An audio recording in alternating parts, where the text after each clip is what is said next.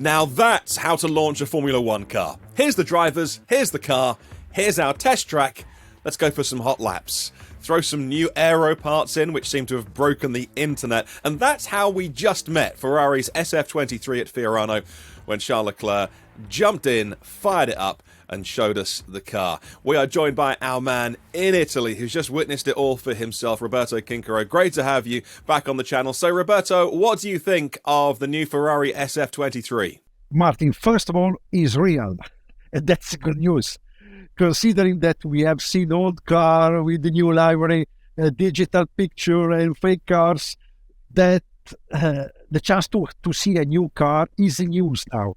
About SF-23, I think Fred Vasseur used the right words, evolution and not revolution. And I think it's not a 2022 season confirmed that Ferrari was on the right path, but the package was not complete, and now the target is this new car, is to solve the critical point of last year. That means reliability, that means power unit, that means tire management, and a consistent program of upgrade during the season. So I'm not surprised, honestly, to see a car that the first contact is not too much different than last year one.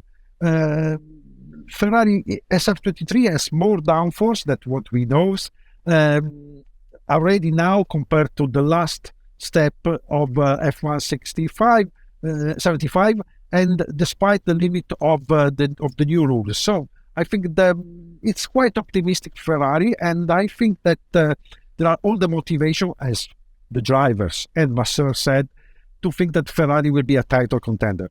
Let's have a look at that amazing launch one more time.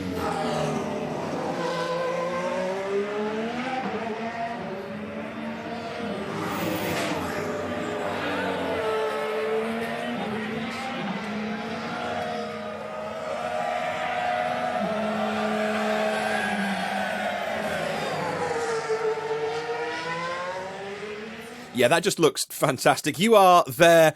They've got fans. They've got a grandstand. They've produced it with a brilliant live stream. The car's on track. This was a proper car launch, and we don't have favourites here at Autosport. We report on the news, but I've got to say, it's coming really close to this being my favourite car launch I've seen, not just this year. It was brilliant to watch. What's it like for you being there? I think it was fantastic. The question is, why Ferrari did not use this location in the last years before? Because this is where Ferrari is working every day, and this fantastic, honestly, it's unique because you have the car factory, you have Michael Schumacher. I'm very close to Michael Schumacher Square and Enzo Ferrari hold the house that he used it just for watching the test in Fiorano. The track is here, so it's a mix of old atmosphere, old-time atmosphere, and new cars. We appreciate a lot. I did not remember personally a launch of a car where the first picture was the car on track. And everybody appreciated that. I think also the drivers, because they talked after the test, of course, just 3-4 laps, but enough for check with the car was okay. And tomorrow here in Fiorano, the car will be already on track and for a filming day. So tomorrow they have, I think, 100 kilometers, 50 each, and will be some little bit more similar to a real test. So it seems that they've bolted on some parts that they're not trying to hide too much at this stage of the season. The internet kind of broke a little bit when we saw that front wing, those suspension changes, some aero changes as well. They're not just repainting last year's car. This is a proper car launch, and now it's already on track. But can you tell us a little bit more detail about what's so innovative about the front wing, how that leads on to the suspension and the aero further back as well? Well, the front wing is the part that initially we discussed more, that has a slot gap separators very similar to ones Mercedes had been forced to remove last year. And so why Ferrari is trying to provoke a little bit FIA or other people, I don't know, other teams. I suspect they had some conversation with FIA, and probably FIA, in the end, they authorized that solution, because if not, should be surprised for us to see something similar that is not forbidden, is not consent by FIA. I think that the front suspension modifier, I think, are very close to the problem. The problem there is that the car last year, the separation in the second part of the season, did not manage very well the tires, so they need to modify a little bit the geometry of the suspension. Is one of the target that Ferrari has this year. Remember, one is of course the power unit reliability, but also the tires management is one of the topics, and Fred Vasseur underlined a lot of this. So I think there are a lot of small but important news inside the car, something that we cannot see. I think the car is lighter. There was, in terms of weight reduction, a program in the last months in Maranello, so I'm expecting the car will be lighter than last year. And then we see in Bahrain what we'll see. I'm expecting not a very different car of this one. Yeah, and actually, if any of our viewers and listeners want to read more about this, Jonathan Noble has a great article explaining it fully on autosport.com and motorsport.com.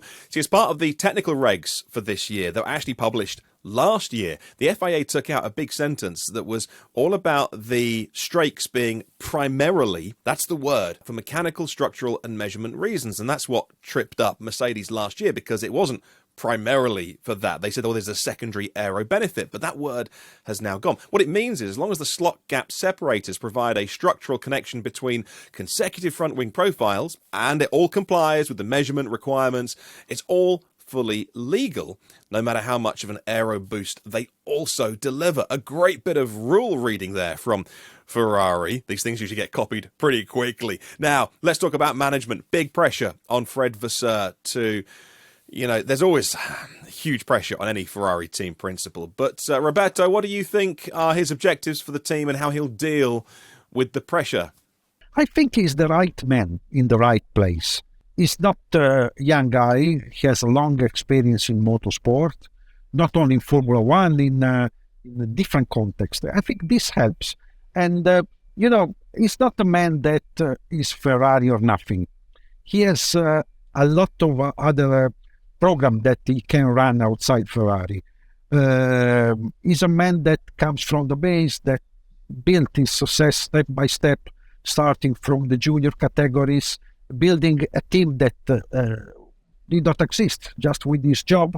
I don't think he's looking for visibility. He's looking for a kind of personal success. And I don't think... honestly, I was watching him today. He doesn't look under pressure. And I think that is the secret. He knows what it means to stay in that seat in Ferrari. Everybody knows, but I think Fred in particular knows what it means. He thinks a lot before saying yes to Ferrari. So I think he knows what to expect from this new professional adventure. So I'm very optimistic about the possibility that he will guarantee an additional value to the team, probably the last step that the team needs to come back on top, definitely. An unchanged driver lineup this year, you could argue one of the strongest, some would say the strongest driver pairing when you put the two drivers together, although Hamilton and Russell, also a good pairing. But Charles and Carlos, just a brilliant driver combination together. What do you think they've got to do this year to bring a title back to Maranello? I know that you asked me, they are going to fight or not. If I was Fred, I was hoping to have this problem, because when the car is slow, normally the relationship between drivers are very good, because they are trying to push together in order to consent the team to improve. But when the car is competitive, the atmosphere in the box start to be more electric, the relationship. I remember Lewis and Nico Rosberg were best friends in 2013.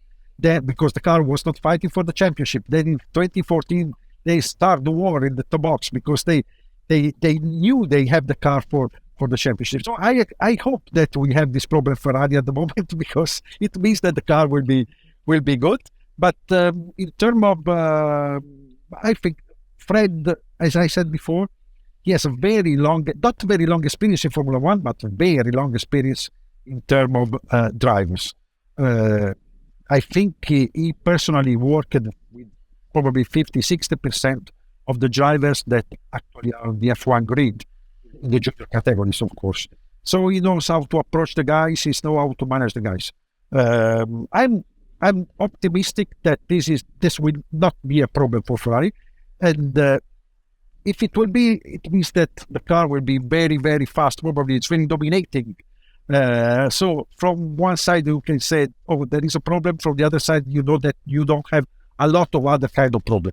Well, Ferrari's title challenge last year undone at times by both reliability and strategy on the pit wall. Did you raise that subject today? What are Ferrari going to do about making sure that they eliminate those problems? I think reliability was one of the topics from last summer. Everybody knew in Maranello that was a problem. They reduced a little bit the power last year in order to have a decent mileage. But this year I'm expecting a very good response from the power unit, because they had time at the moment. They use it on the dyno, and the result were very good. So I'm expecting the power will be increased, because finally, if the power unit has a good reliability, you can fix the power that originally had this engine. About the strategy, Fred Vasseur said that it's not sure it's a question of man. It can be software, it can be the architecture of the team that is working on this topic. So he wants to understand, first of all. He doesn't want to fire anyone. Just first of all is to understand. I think they are going to simplify a little bit the chain that all this process has. In the past probably was too much complicated, too much people was talking on the radio at the same time, and that's create a little bit of confusion in the key moment of the race. So probably after Bahrain will be more clear what they have done on this topic, but it's 1 year that they know they have this problem. So I'm expecting they found a solution. Before you go, final question: what kind of season do you think Ferrari has ahead of them? They had only one target. They must be title contender. Hopefully until the last race, that is the target. If you finish second last year, you can only try to win the championship. It's time. Of course, I'm expecting a very, very strong Red Bull. Everybody knows that Red Bull will be the favorite at the start of the season. But at the same time, I think that Ferrari has everything to try to contend this championship until the last race. I don't see any, critical point. In the past, we said, the gap was good, the engine compared to Mercedes is not so strong. This year, the package looks good. We just need to fix 3-4 areas. But as we said, they knew at least the last 9 months the kind of problem they have. So they had time to try to fix this problem. I should be surprised if Ferrari will be not a title contender. Of course, it's not easy to beat Red Bull. Probably Mercedes will be part of the game, but I'm not expecting that Ferrari, like last year, that did not win any races in the second part of the season. Well, if they awarded points, a bit like fastest lap, for best season launch, they'd be ahead for me, at least. We've seen launches in New York City. There's a fashion show coming up soon for Alpine, but this is great. A car on track and real kind of engineering behind it as well. But maybe that's just me. What do you think in the comments below? Let us know. What's been the best car launch, if you're watching this, that you think, they got that right? Yes. Martin, I show where I am, yeah? Yeah, please do. It's Ferrari. This is Enzo Ferrari home, and this is Michael Schumacher. That's Michael Schumacher Square. So I want to show you. I cannot stay like here all the time, but I want to show where I am. We are in the temple of Italian motorsport here. Just fantastic. Really emotional as well when you think about all those things. Just brilliant. What a season launch. Yes, Ferrari. So, is that the best one so far? Let us know in the comments below. What do you think of the aero changes they've made? Leave a comment about that as well. And if you like the videos that we're making through launch season, you can always hit subscribe. And if you speak Italian, then we highly recommend all the things, the videos and the podcast that Roberto and our team at motorsport.com Italia make for any of our Italian-speaking viewers or listeners to this, because they're brilliant, and you should check out what Roberto does in Italian. Look, thank you so much for joining us today, and we'll see you on the next one.